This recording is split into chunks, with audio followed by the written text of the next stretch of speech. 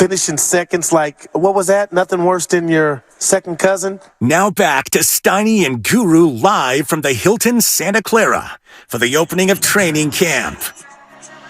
Yes, sir. Our guys. Steinmetz and Darryl, the Guru Johnson, with you. And before we welcome in Willard and Dibs, let's remind you that our training camp coverage is brought to you by First NorCal Credit Union. And what's up, gentlemen? How are you? Yeah. Oh, we are so good. It's wonderful to be invited on your show. I'm so excited to be here today. Yeah, what a special treat. Hi there, boys. How's it going? Hopefully Evan gave you the scouting report on what's going on down here. Oh, he definitely did. The both of you have purchased during the breaks. You've purchased Taylor Swift tickets for $750 each. And you guys are going to go get T-shirts and party here in about 11 minutes. That's good for you. Come on. I couldn't name a hit, Dibs, like Control, Janet Jackson. Give me a Taylor Swift off the top, tied #1 jam. Man, she's only got like probably 30 hits that were Give me a title, Willard. Give me one. Come on now. Oh, gosh. Yeah. I mean, Shake It Off. All right, come on. Shake It Off. Bad Blood.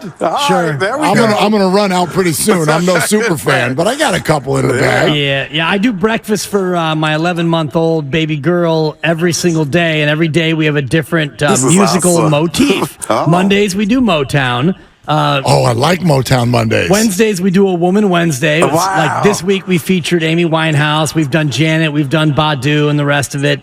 Thursday's a Throwback Thursday. On Saturdays, we do jazz. On Tuesdays, we do Taylor Swift. Wow. Because I got a baby girl, so I'm trying to indoctrinate her. Taylor Tuesdays. It's an indoctrination sensation. Good for you. So on Tuesdays, we play Taylor with her mashed up banana and her rice cereal. I like that you give her Taylor, and then by Thursday, you're like, it's time to show you the dark side of life. Here's some Amy Winehouse. Just a little darker. That's pretty good. It's a Woman Wednesday. Yeah. One day we did Tina Turner when she passed, and Dance up for money. Yeah. that's a four. The Bay does love it when you sing, Goo. If you want to sing, live in the lobby out. takes that from a 3 to a 4. Hey, I want to ask you guys something. Kyle talked the other day, and it blew me away. They thought maybe Brock was going to be on the PUP list. He's back. And I'm asking you two and Steiny, because we were just talking about with Bonte, do you think he might have came back did he rush back too fast? Not that anything's wrong, but damn, don't you kind of want to slow play this? I'm so glad you used that word, Goo. And the reason I'm so glad you used that word is because I heard all of you guys, even starting with Bonte and Joe this morning, using that word, the word being rush, throughout the morning. I don't know if you play Rush for your baby girl, Dibs, but I'm glad. Shout out Paul Abdul. There Rush, you go. Rush. I'm glad you used that word because it prompted me at a stoplight to text Doc Pandia. What did he say? Well, now why would I use that at 151 when I could use it at 202 and we get the ratings for it? I'll just tell everybody. We're brothers. Steiny's already got his car keys in his hand. I know. Look at this guy. I mean, come look at this guy. It's a key play. It's a key play. Is that what you're doing, Steiny? Shot at 85 yesterday, Dibs. 87. Look at you. In benign conditions at his home course. Unimpressive. Actually, it was very windy out there. Yesterday here at Baylands. Okay, V. But go ahead. So you're not going to spill the beans. Willard, that's a tease. You'll get in the car. Let me just say this. If Brock Purdy were on the side, you'd expect him to be doing that, right? He's been doing that for 6 weeks already. Right. What's different between this and that? I got you. No pads. Wait, that's a genuine question. I'm not trying to lead you somewhere, but he's not being hit. Right. He's throwing a football. Wouldn't he be doing that anyway? Oh, man. I'm not sure kind of where you're going or what you're asking. Where he's going is if he were not back at practice, what would he be doing? He would be throwing a football. Yeah, he'd be throwing a football. Yeah. He wouldn't be soft tossing a Nerf with his 7-year-old. He would be throwing a football. And instead, he's at practice and he is, wait for it, throwing a football. He's not being hit.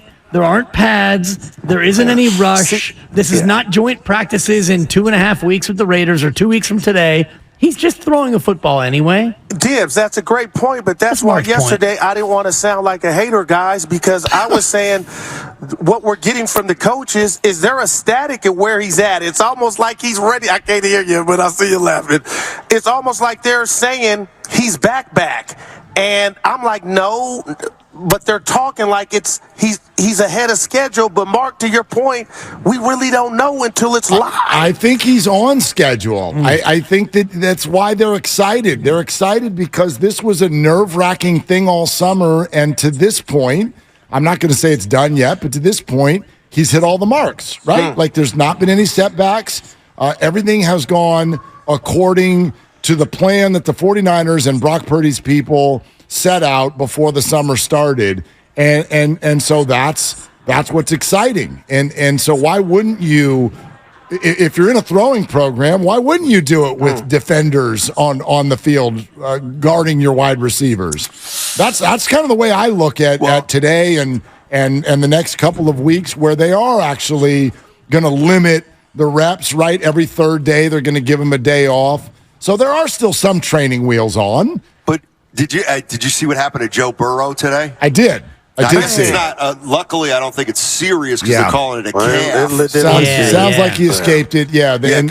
And if you look at the video for our listeners, you can go find the video anywhere. It's all over social media. But he has a wrap on that calf already. And I read that he was experiencing some discomfort there within recent days. That's why he had the wrap on, and it tightened up, and they're going to now put the kid gloves on, and they probably won't see him much in the preseason, but because Doc Pandy, this actually came out right as Doc Pandy and I were texting about Brock Purdy, so he weighed in on that too. Thank you very much. And it sounds like I would bet right now Joe Burrow is not going to miss any games. Okay. So that's sounding good. So Steiny had a theory about Shanahan's comments. We didn't see you yesterday about coming out and saying he was, definitely the number one. And Steiny's point was, to paraphrase, he did that for Brock too, like Brock's psyche, to let him know you got nothing to worry about. Your thoughts to that? Well, he's got nothing to worry about. And Brock Purdy is the number one, which is why I think the whole notion of Brock being rushed back because he's hearing Trey Lance footsteps, I think is nonsensical in many ways, because Brock Purdy is not being rushed back. And Mark made this point in the green room, Goo. Shout out the green room. And you haven't been there in a couple days. Kevin Durant got rushed back in the NBA Finals because they needed Kevin Durant, and he got rushed back and he got hurt. He blew out his Achilles.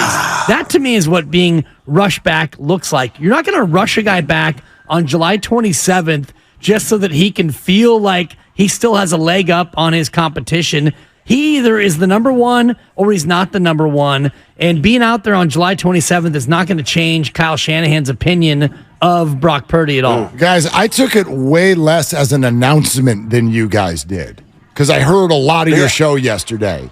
I didn't take yesterday as an announcement. I think we heard it that way. I think Brock Purdy and everyone in the 49er organization, and I've been saying this for 4 months, everybody there already knew Brock Purdy was the one. He didn't need to send a message to Brock Purdy. Brock got that message months ago. All summer long, whenever a 49er player was interviewed, they'd tell you, Brock Purdy's the starting quarterback of this football team when he's healthy. I think what came out yesterday is that we didn't realize, or I should say now a couple days ago, we didn't realize that he was going to have the training camp presence that he's going to have. But this surprised no one within the organization that Brock Purdy is QB1. Everybody already knew that, and I think they've tried to tell us in ways, and because of selective listening and confirmation bias, a lot of the fan base didn't hear it. Hey, we only have like 3 or 4 minutes left because we got to get out. But did I hear yesterday? I heard a lot of the show while I was leaving, and you and Dibs were talking about the Trey Lance deal. And Mark, were you saying that 49er fans should not? They must not even imagine a life without making that trade?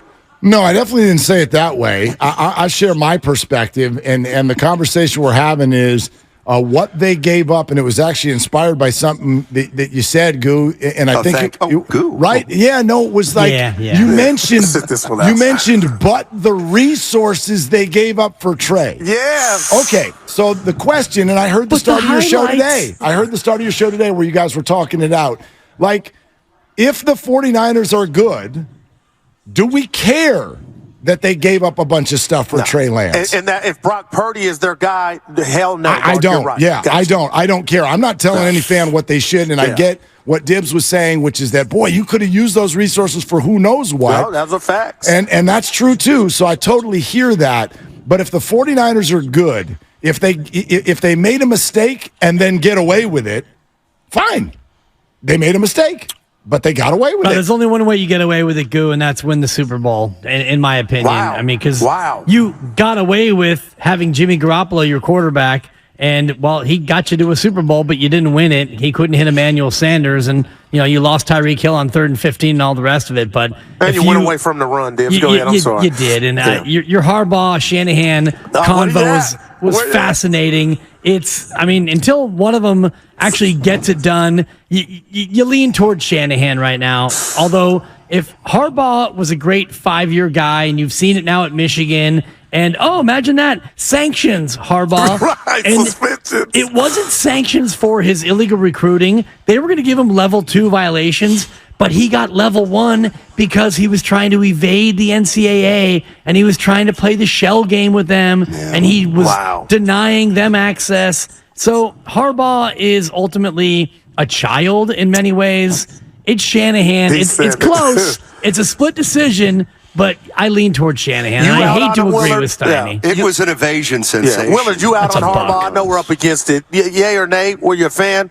Jim Harbaugh, he helped turn things in the right direction, but he was a jerk. That sounds like Mark Jackson. He was. Like Mark Jackson. But I know less about sort of the way Mark was viewed within the organization. I know Andrew Bogut doesn't like him. You know what I mean? But Harbaugh was a pain in the rear. So anywhere he goes, he's going to have a short shelf life. Gotcha. Well all right, gentlemen. All right, you have a great show today. We'll see you back in there tomorrow. And enjoy Taylor tonight. No, I think it's tomorrow. Have a great. I thought it was both. Is it? Was it 2 nights? I don't know. Let's get a quick answer. Yeah. When's the Taylor Swift concert? Tomorrow. Okay. Yeah. All right. All right. Well, have a great one, guys. See you later. All right. See you, boys.